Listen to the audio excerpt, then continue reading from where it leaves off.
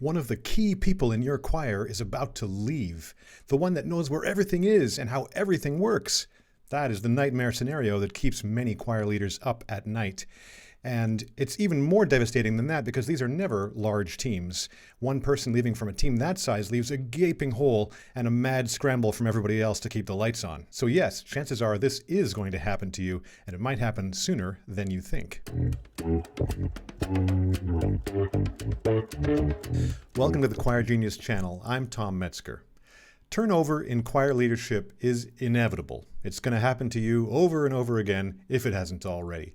But whether we're talking about the choir manager, or we're talking about a development director, or a different role, even the executive director, there are a few simple steps that you can take that will allow you to not only get through the situation, but wind up in a stronger position afterwards. Here we go with your playbook to get through the departure of a colleague who becomes an ex-colleague in style and wind up stronger afterwards. So the first step is to stabilize the situation. And this applies whether the person has left already or they have given you notice that they're about to leave. These are the steps you should follow either way. And the first part of that is to gain access to all of the artifacts and tools that this person was using to do their job. So you might start with the physical things. If they've got files, if they've got music, if they've got props or anything you can put your hands on, go and get those things and move them to a safe place that you control. And now we're going to start looking at electronic things. And these are going to be lists, for example, lists of members, lists of volunteers, lists of donors, lists of vendors, contacts that they needed to do their job. You're going to want to make sure you have access to all of those spreadsheets or all those paper files. Regardless, you need to get access to that too. And now think about financial tools. You're going to want to make sure that if this person had access to bank accounts, to accounting systems, to payment systems, you've got access to all of those things. And now we start thinking about website. Do you have access to your website? Whether it's Squarespace or some WordPress site, can you get in and edit that? Do you have that password? And also, people forget this all the time, your domain. The reason they forget is you registered it somewhere, it doesn't come up all the time, but you're going to want to make sure right now that if this person had access to your domain, they give access to you so that you are now the owner of that domain. And really, this should be owned by your organization and not by any one person personally, but that's a theme we're going to touch on many times in this video. And now we have all the tools that this person had access to, whether it's email marketing tools or donor management tools, or for example, your volunteer management tools, or anything that you're using, or things for distribution of files. So your Dropbox, your Google Drive, make sure you can actually get into all of those things too. And the key to all of this very likely is email. If this person was using their personal email to get access to the tools they were using to do their job, you are in for a world of hurt if they're not being cooperative. So even before this happens to you, you need to make sure that everybody in your organization is using corporate emails so that if anything happens to them or they simply leave, you still have the ability to reset those passwords and gain access to all those tools.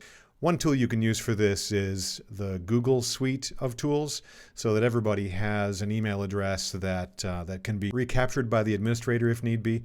But of course, there are other ways to do that, to make that corporate set of emails that belongs to the company and not to all the individuals. And now once you have access to everything, you're going to want to centralize it. You're going to want to make sure that you've got all the physical things cataloged, that you've got a spreadsheet or a piece of paper even somewhere that lists out all of the artifacts, all the things that this person was using to do their job. And if there isn't a job description right now, you might want to take a look at all those things they had access to and start jotting down that job description so that when it comes time to replace that person, you're going to be one step ahead on that process. Now, the next step in stabilizing, and this is more for the people in the organization to make sure that you've got control of the situation, is to appoint someone into that role on an interim basis. It could be you, it could be anybody that you trust that's going to do a good job, but what you don't want is a vacant role sitting out there. You want to make sure that if anybody outside or inside the organization has to contact the person in that role on your org chart, that they know who it's going to be.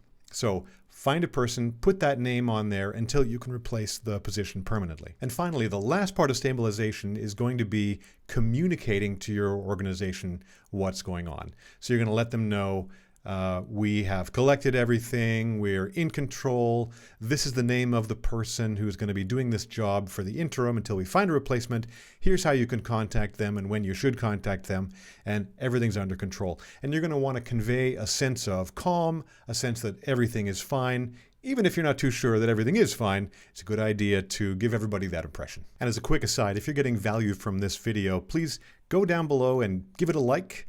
And if you want to see more videos that we're going to put up about choirs, choruses, how to run them, how to do things better, then don't forget to subscribe to the Choir Genius channel. So once you've stabilized the situation, the second thing is to rebuild that role. And this is not just to recover from the departure of a colleague, but to actually have an opportunity to level up your whole organization to make things clearer and better and work more smoothly going forward. And the first step of that is to document the role. So take those, assuming you don't already have an ops manual or you don't have a job description for this particular person, which you probably should, but assuming that you don't, what you can do is take the notes that you made in phase 1, the stabilization phase, and flesh them out. So you have a description of this is the name of the role, this is going to be all their responsibilities, this is what they need access to, here's what they need to do and when, and write all that down. That's going to form part of your new operations manual, or simply update your existing one if you already have it. And it's also going to be useful later when you go out looking for the replacement.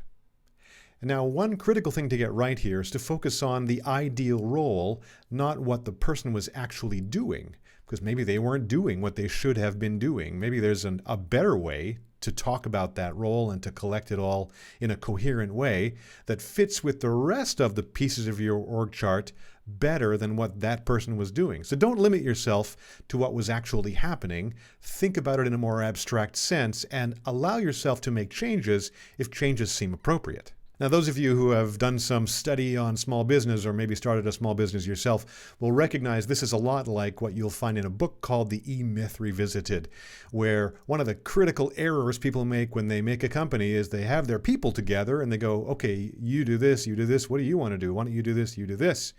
And that works just fine when it's small and everyone's talking. But as the organization grows and things get more complex, people start dropping balls. This is really the same thing.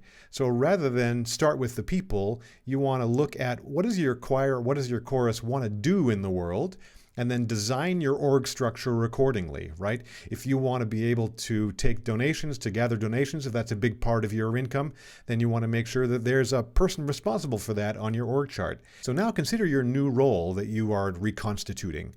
Does it need to exist at all? Should these things be split into other people's responsibilities? Is it actually too big and it should be 2 roles? These are some of the decisions you're going to need to make. And then you can decide, is it going to be a paid person? Is it going to be a volunteer role? Is it going to be done in some other creative way? Can it be eliminated and replaced by a tool of some kind? These are all decisions that you should really take a clear look at this and decide how you're going to make this work. And now, I don't want to talk about hiring process too deeply. That indeed would be a whole different video. But I will say, whether it's a volunteer or it's a paid role that you're adding to your organization at this point, you don't want to just take the first person who raises their hand. It's super important that everybody who's working in your organization is capable of doing the job, that they're the best fit, that they meet your budget. You have all kinds of criteria, so don't take that shortcut where you go, oh, thank God we just replaced this person and it only took a day. Take your time. Take your time and find the right person for this role. So now you've stabilized, you've rebuilt. How can you make your group more resilient next time? Well, we touched on one aspect.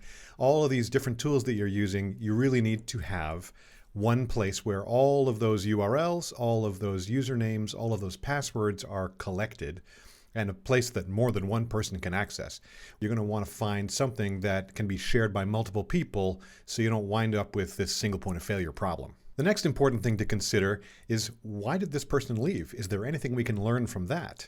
I mean, if they were just moving out of town, that's one thing. But if they left in a huff because they were upset, Is there a social problem? Is there a human problem that we can fix? Is there something we can learn that would maybe point us in the direction of somebody else in the organization to give them some feedback, right? Did they leave because they were burned out? Is the role ill-defined? Is there a problem with that person's manager, right? Take a clear-eyed look at all of that, and you might learn something really useful to make your organization better. And then you really want to zoom out and look at the whole org chart, all the people who work in your organization, whether they are volunteers or paid. Do they have clear job descriptions? Do they have a clear spot on the org chart, right? Are there repeated patterns of things that go wrong all the time that you could address with better definition of a role or better structure, or indeed replacing somebody else? This is a pretty good time for you to look at your whole org structure and figure out, is there anything important that needs to be done? And finally, I think you should look honestly at your systems. The easiest thing to do at first is just to have a bunch of spreadsheets, right? Or even some people still have them on paper, if you can believe it, in 2026. But spreadsheets are pretty common. Spreadsheets on your personal computer are an easy thing for people to do, especially if they're really familiar with the Microsoft suite. A step up from that would be to have shared spreadsheets, collaborative spreadsheets in a tool like Google Docs. This is something that works really well for us, and for many things I would recommend that. And now if you look at all the tools that you have, and this whole video has assumed that the way you're running your organization is with a suite of disconnected tools, because that still is the most common way to do it. The problem with that is that, again, as you probably tell from one of the big focuses of this video, so many passwords, so many people trying to get into different systems. But it's more than that. It's also the manual integration.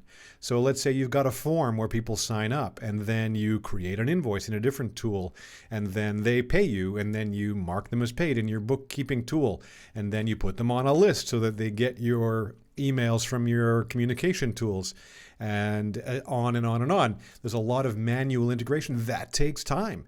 That takes effort. It makes everything slower. It makes everything more error prone if there are humans who are literally manually integrating a bunch of different tools that don't talk to each other. So a step up from there is a dedicated tool that knows what your organization does and has already thought about how to put all those tools together into a useful package. So yeah, go out into the internet and search for choir management tools. Of course, my favorite is Choir Genius, but there are a bunch, and maybe one of them would be a better fit for you than Choir Genius. So be honest about it, take a look, maybe replace all those disconnected tools with something that's meant to do what you're trying to do, and see how you like that, see if you like it better. So let's recap. First of all, thanks for sticking with me to the end of this video. Turnover in your choir, your chorus, does not have to be a disaster. It's going to happen, it's inevitable, but if you take a few easy steps, you can set yourself up to survive and thrive, even though the people in your organization are coming and going. It's all about building a system that is resilient, and that's part of building your legacy, so that the organization that you're with right now, if you love it, if you care about it, it's going to last long past your own departure and continue to make music with different people all the time. And that is really something worth putting time and attention into. So thanks again. Have a great day. Go out there and make some music.